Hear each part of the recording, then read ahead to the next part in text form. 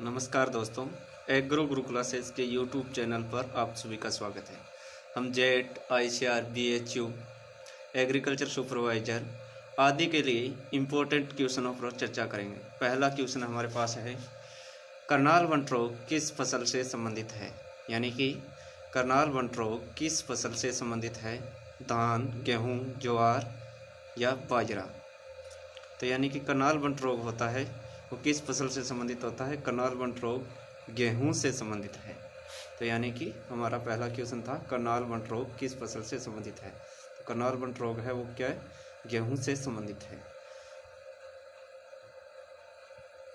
Agro गुरु classes, इसके अलावा आप व्हाट्सएप या टेलीग्राम पर क्वेश्चनों के बारे में चर्चा करना चाहते हैं तो ये नंबर है, इन पे आप मैसेज कर दीजिएगा।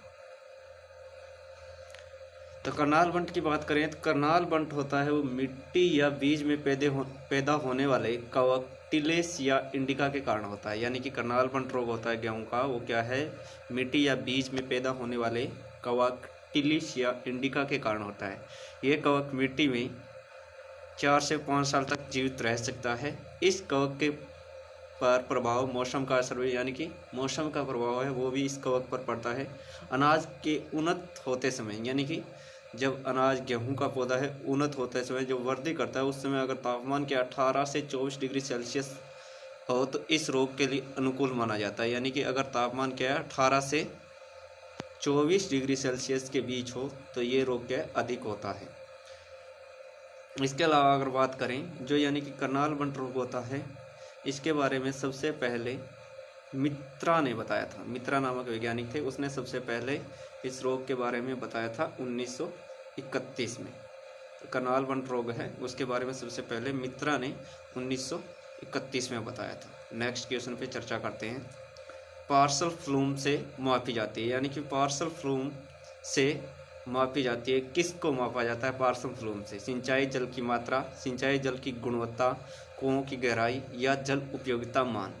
तो सिंचाई जल से किसका मापा जाता है? सिंचाई जल से पार्सल फ्लूम से सिंचाई जल की मात्रा को मापा जाता है। पार्सल फ्लूम के द्वारा सिंचाई जल की मात्रा को मापा जाता है।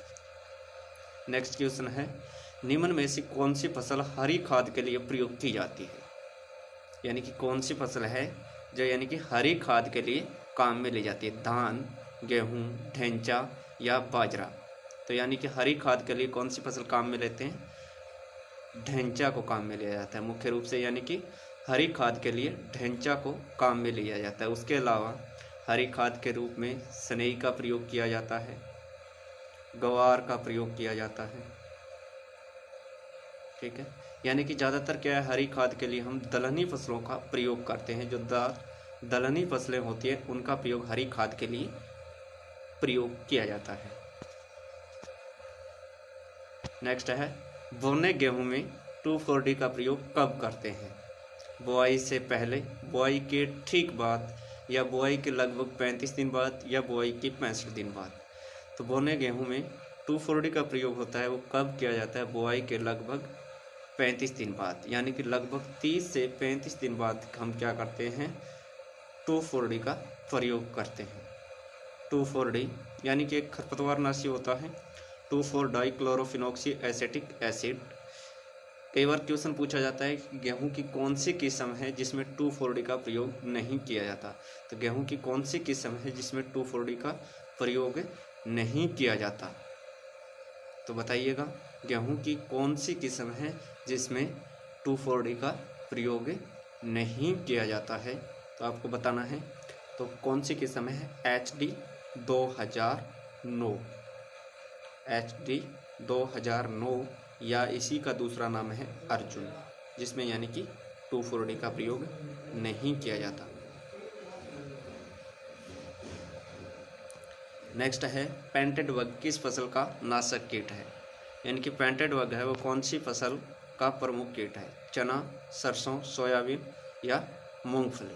तो पेंटेड बग होता है वो मुख्य रूप से कौन सी फसल में लगता है? पेंटेड बग मुख्य रूप से सरसों की फसल में लगता है, यानी कि सरसों की फसल का प्रमुख कीट है ये होता है पेंटेड बग। देख लीजिए आप, पेंटेड बग। कुछ फसलें हैं और उनके प्रमुख कीट हैं। जैसे सरसों का कौन सा होता है? सरसों का होता है पेंटेड बग।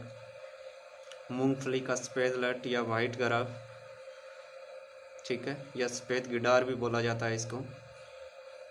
उसके बाद सोयाबीन का गर्डल बीटल, चना का पॉड बोरर यानी कि फली छेदक, गेहूं का दीमक।